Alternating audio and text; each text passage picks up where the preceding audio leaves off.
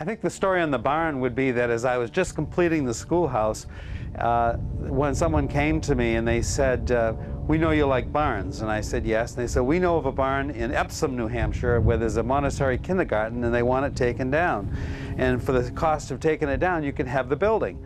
So I went down and looked it over to make sure that there was a size that was commensurate with what I was looking for, to see if the timbers inside were sound and solid. I wanted to also be sure that they were hand-hewn.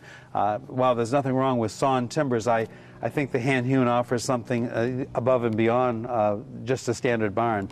And so I decided to take it down. We had the carpenters come down. Every single thing was numbered, all the posts and the rafters and the purlins.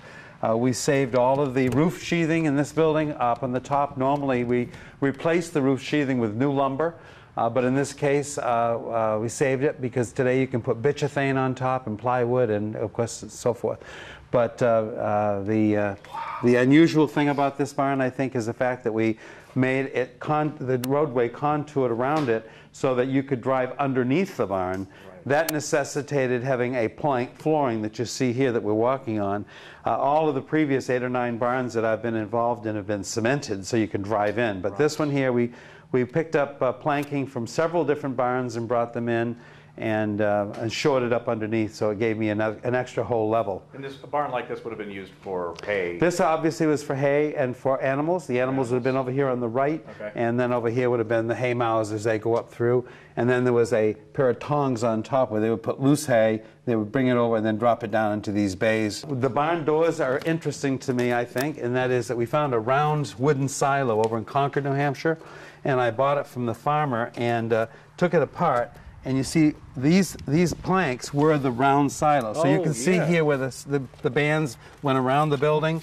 So you have the wear and look of the old barn doors that tie in to it. And granite ramps that come up to make the lead to the barn. Could you actually drive a car? I just drove in there this morning. So you could put a car in here, sure. No problem. Oh, no. The structure underneath is such you could put a bulldozer in here and it would have no problem.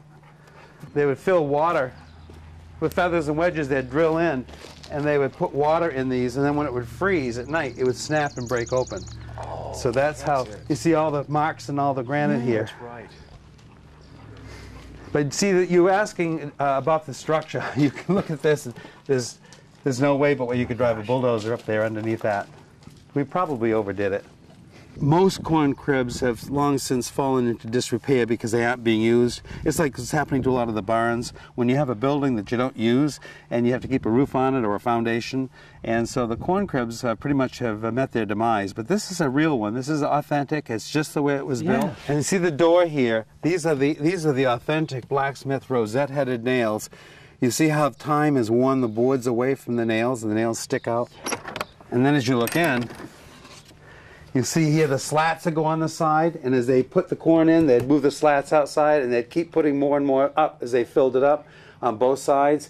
And then here there are compartments with the little doors that lift up, and that's where they kept all their seed corn for the next year.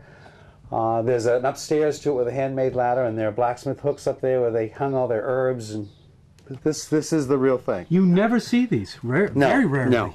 I don't know where there's another one. Why, you might have some museum call you up and say, look, we want to buy it. We need it. I'd be so lucky, huh? My gosh. Look at this.